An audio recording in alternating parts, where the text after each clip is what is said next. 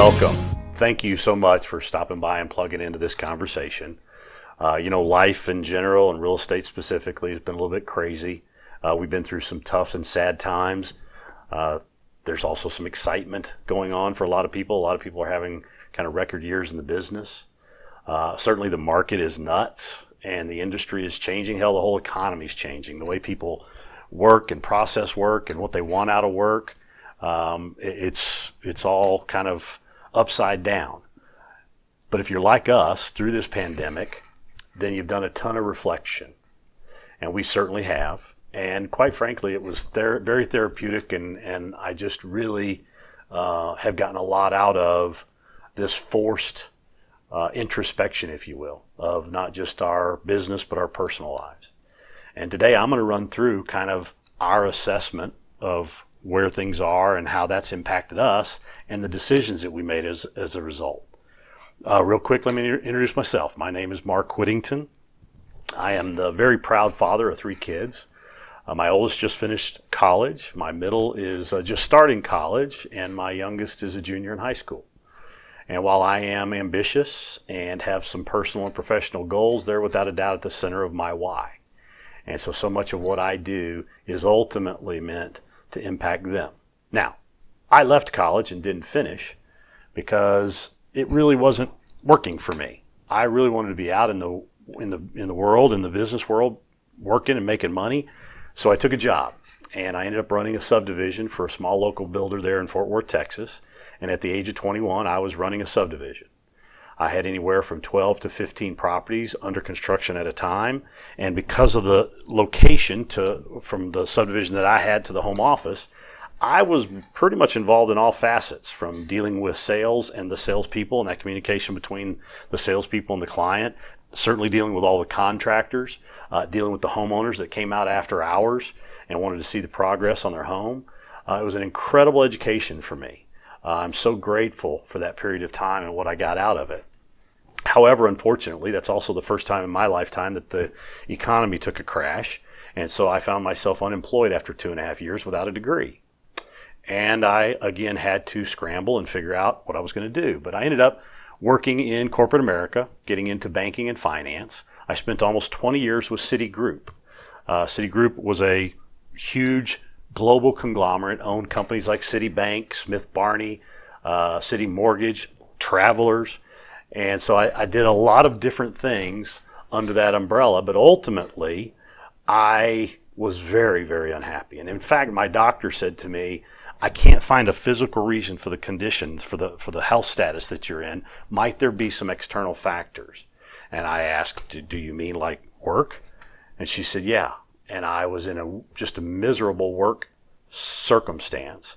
And she said, well, that's probably the problem. And so I'd heard enough. I was looking for a reason to get out, and I quit cold turkey and went back into business for myself. That was 2009. I again chose real estate. For those of you that were around, you know that wasn't great timing. For the second time in my lifetime, the economy took a crash. Right as I quit a corporate job and got into real estate, the market crashed. And so, again, let's scramble. What are we going to do? How are we going to make ends meet? So we began working with real estate professionals. We started working with distressed sellers, and we started getting into the rehab business. And all of the relationships that came out of that led me to where I am today. And I'll get more into that as I move forward. But I want to establish kind of a common baseline goal. The conversation that we're going to have is not going to be for all of you. Many of you throughout the course of this conversation will drop off, and that's okay. I'm really here to talk to those of you that are going to hear what I say with an open mind, and it's going to resonate because you've been thinking like I did, particularly through this pandemic. But that like-minded goal that I want to establish, if we're like-minded, it is this: the American dream of financial freedom. Pretty basic, pretty simple, but yet so elusive for so many people.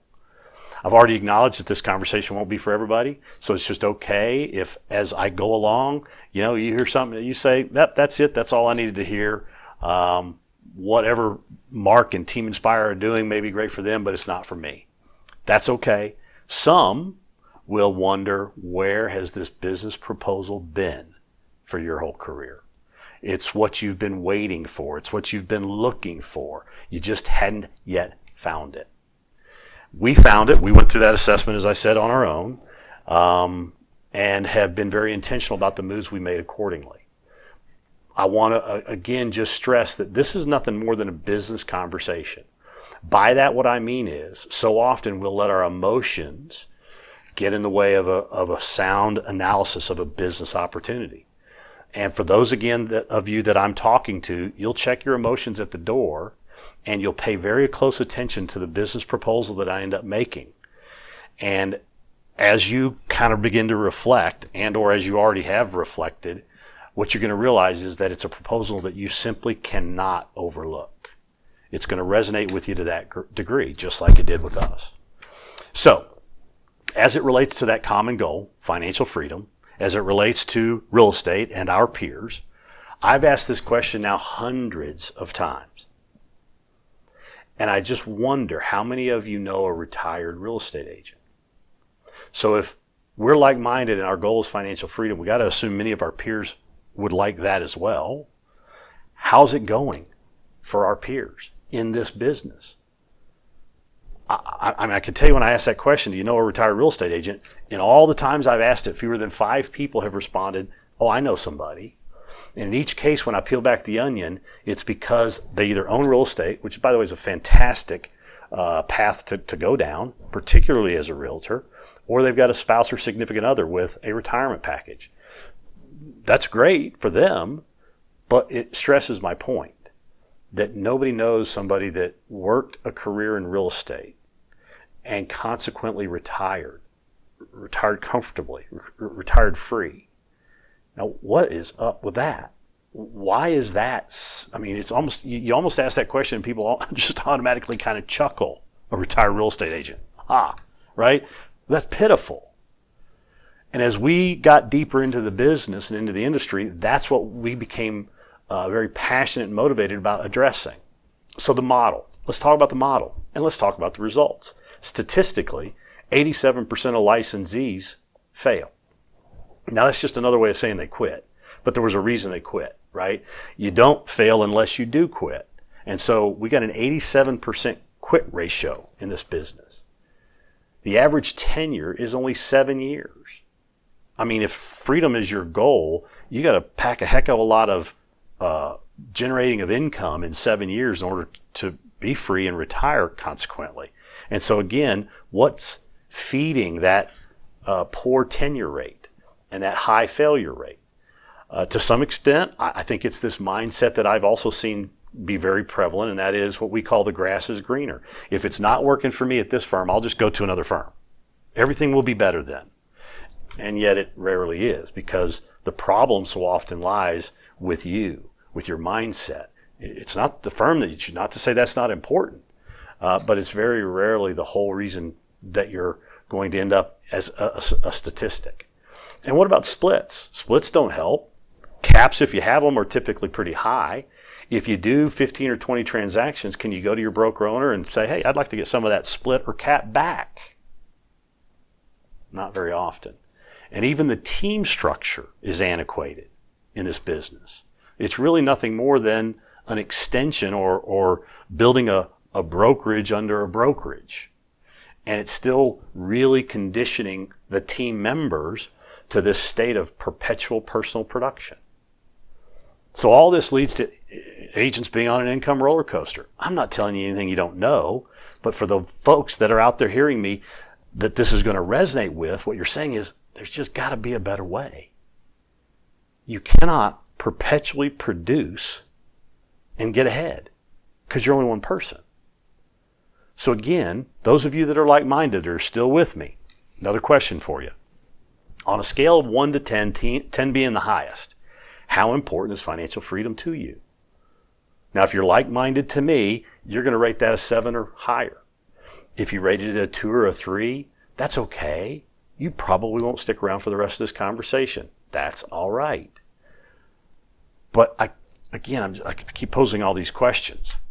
If you're like me and you've rated financial freedom as a high priority, and we've talked about the model that you're operating in, there's a gap there. between what you want to achieve and your ability to do so given the environment that you're in. So how do you plan on achieving it? And even more direct, if again, this is resonating with you and you're of like mind to me, can you even afford to stay in the old antiquated model that most of you are operating in now? I mean, do you really want to be 67 years old, still doing 40 transactions and open houses? Aren't you going to get tired? Hence that tenure rate. Now, some will say, oh, I love it. Okay, well, if you love it that much, stay where you're at, keep doing what you're doing. Nothing wrong with that. Unless you rated freedom as a 6 or a 7 or higher, and now you got this choice to make. You got to kind of figure out, you got to resolve the conflict that exists there. Now, if you don't love it that much, and I suspect that's most people, most don't want to be 67 still doing open houses. Remember what I said earlier. And if this is beginning to resonate with you, and you either had or are now getting this nagging feeling that there's just got to be a better way to achieve my goals, particularly financial freedom in this business, continue to listen. Stay with me. Now, as a realtor, I know this is going to apply to many of you. Have you ever helped another person, someone decide to get into the business and get licensed? How about find and secure a client, fill out or negotiate a contract, respond to another agent, etc., etc., etc.? And again, I'll bet most of you have helped somebody in that way. I know out of the goodness of your heart, right? But hold on a minute. What return did you get on that time that you invested in that other person? And what impact did it have on your own productivity? Now here's the thing, you produced revenue for somebody. I'm going to guess not yourself. Probably the agent peer that you were helping, their broker owner. You contributed to their broker owner's residual profit. But how much for yourself? Ponder that, and towards the end, as I get to my business proposal, we've got some ways to address that and to change that. Now I'm going to shift gears a little bit, talk about the truth about financial freedom. Tony Robbins, who's somebody that I've really always been a big fan of, has educated people and has studied success and educated people on success for a very, very long time now. And what he's found is that financially free people have multiple income streams. Oftentimes, no fewer than 5, often as many as 7 or more. And out of those streams of income, they invest their time actively earning income in no more than one of them. And they only do that until the other streams of income support them. That's where freedom occurs. Robert Kiyosaki taught us, going deeper into the subject, about the cash flow quadrants. So he took the way we earn income, divided them into 4 quadrants. The upper left is W-2, highest way to earn income and pay the most taxes. I didn't say that right, but most tax way to earn income. There you go. Lower left-hand side is self-employed, real estate agents. By the way, attorneys and CPAs, etc.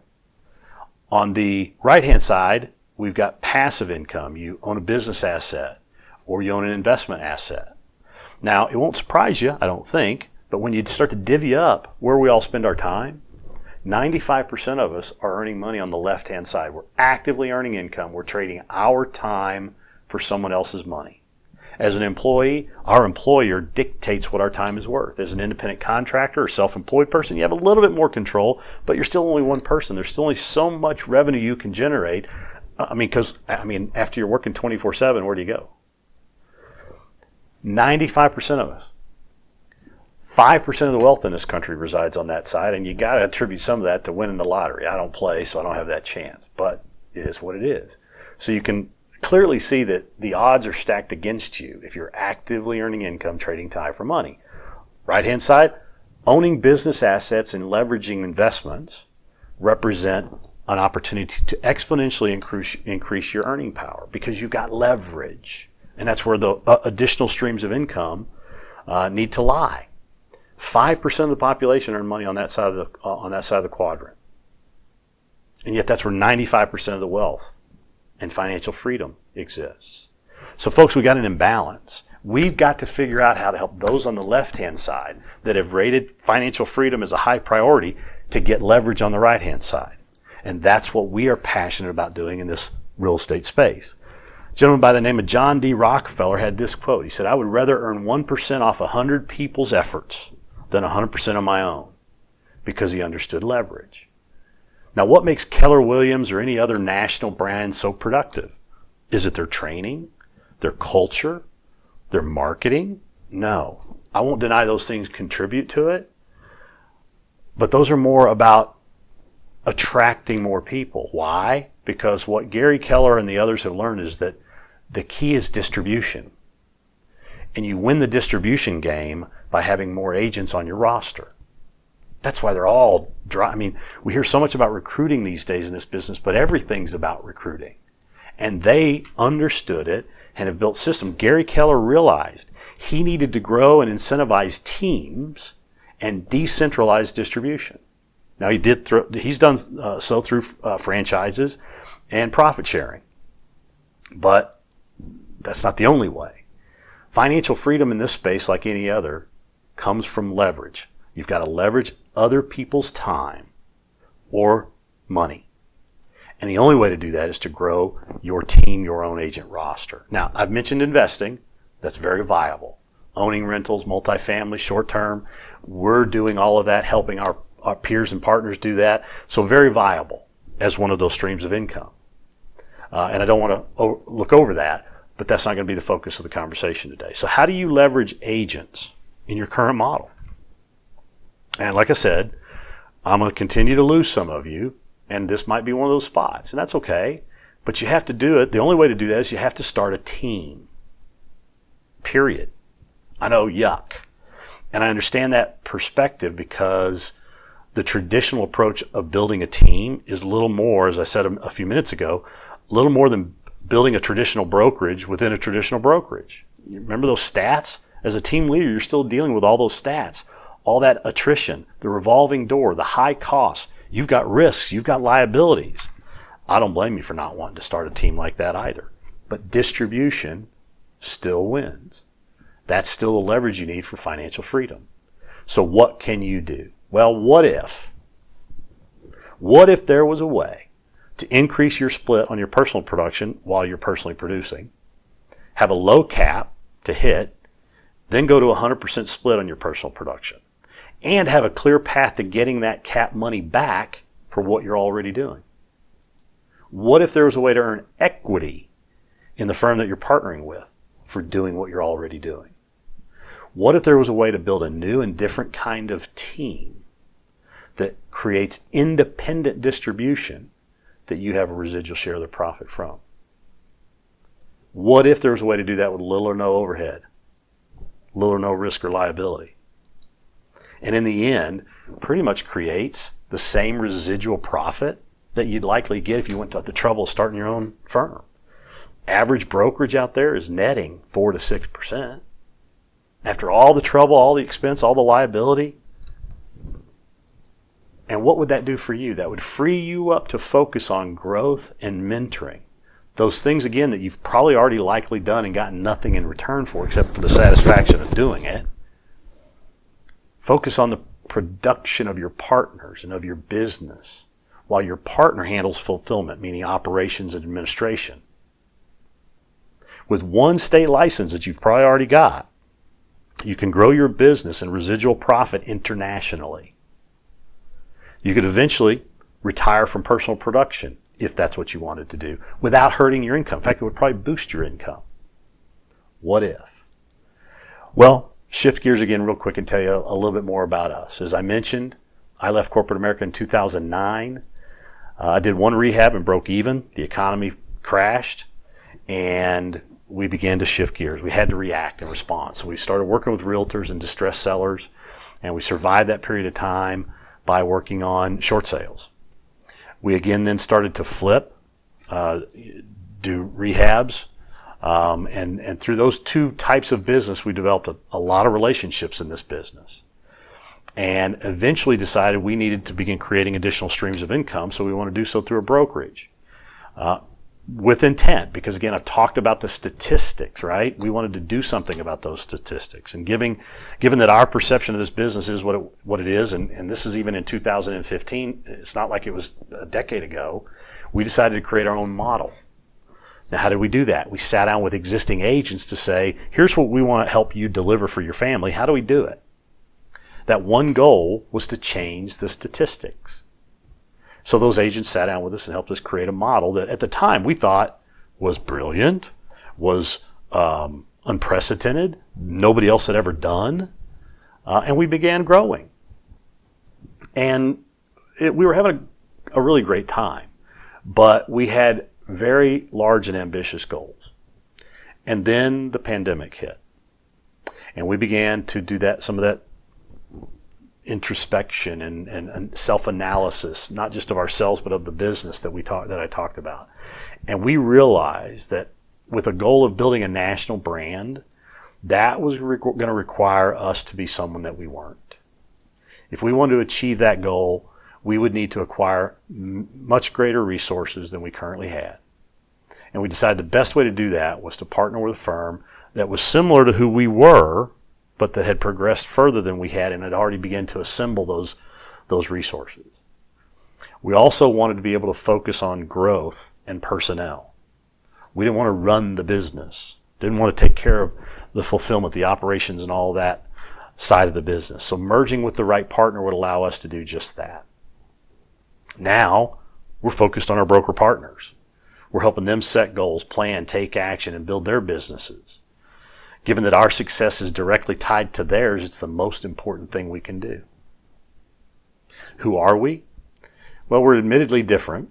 We believe this industry is in distress and therefore in transition. We believe the agents have been taken for granted for far too long. They've simply been leveraged to ownership as a means to the owners building their own success, their own financial freedom, and their own legacies.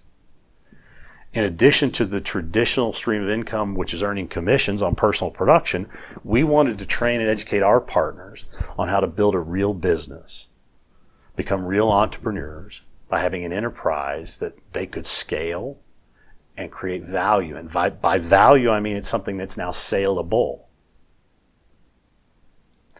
And I read a statistic that as far as a legacy is concerned, 77% of small family businesses in this country don't survive from one generation to the next. Lots of reasons for that. But we were determined to set up a business that would finally change that stat as well. So we started our search, which frankly, we figured there was only one place for us to go, and that was EXP. And we were making that decision without feeling 100% about it. But we didn't think we had any choice. However, believing as we do that we can manifest outcomes, we opened our minds up to other possibilities. And out of nowhere, another company fell in our lap. As we did our additional due diligence on them, we discovered they built their plan for exactly the same reasons we did. The decision was easy, and we began to merge our team into this firm. Overnight, we went from one state, Illinois, to 36 states and one province in Canada. International. Overnight, our training resources were 10 times what they were as an independent. Overnight, our risk and liability were all but eliminated. Overnight, we were able to become laser focused on growth, the growth of our business and the growth of our partners' businesses. And overnight, we had equity. We had an equity stake in a public company, literally on the ground floor. That company is called Real Broker. They shared our goal of providing a different career path for those agents that want to have freedom and a quality of life as a high priority. They created a financial plan that positions an agent to create multiple streams of income and therefore multiple exit strategies once they decide to shift from personal production to mentoring their teams and leaders.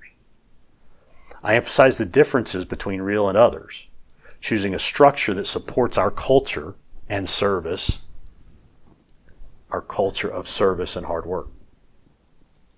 There are equity awards and purchases with matching, great splits with low caps, with an opportunity to get much of, if not all of that money back. Plus a simple residual profit structure that again matches the company's culture and productivity.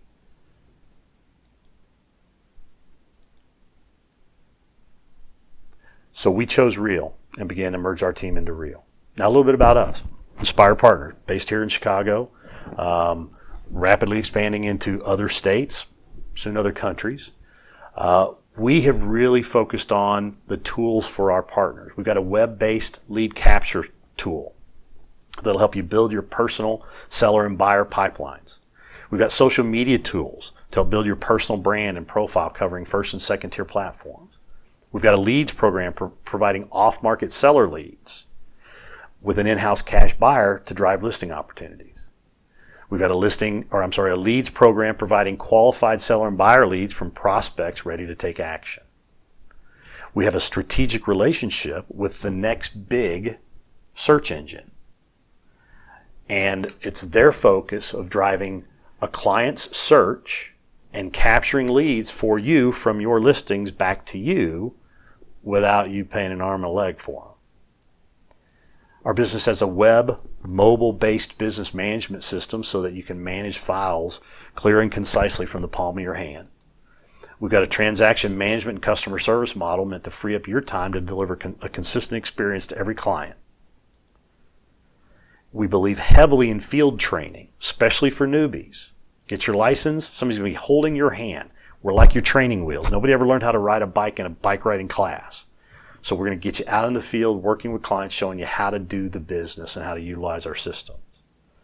We've got an agent attraction system so you can take full advantage of our agent financial plan. We want to help you grow your distribution. We also diversified into financial services because we wanted to bring a more holistic approach to serving the entirety of our clients' financial needs. So insurance, investments, mortgages, etc. Something you can take advantage of or not, but it's there. So here's the proposal. We partner together. You join Team Inspire. Together we build an enterprise that first creates freedom for you and your family. And then we continue to grow that business to create freedom for every additional partner we bring on that does the necessary work. Now listen, if you've stayed this long, it just seems to me like something's resonating with you. We've got to welcome you onto our team. We're doing some amazing, trailblazing things in real estate and money. In the end, if you don't feel compelled to totally commit to what you've heard me share today, then don't set an appointment with me. We don't want people dipping their toes in. This is where we partner to do something extraordinary and begin to help and impact more clients and more realtors. So if you're sure you feel compelled, set an appointment.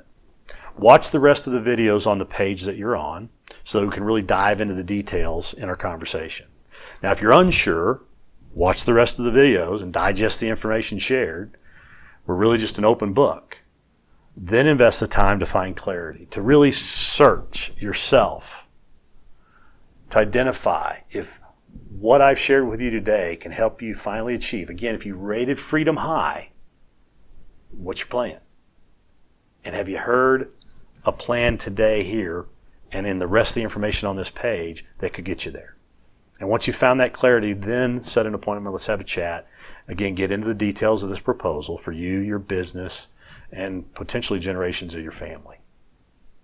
Thank you again. I look forward to talking to you, to those of you that are of a like mind.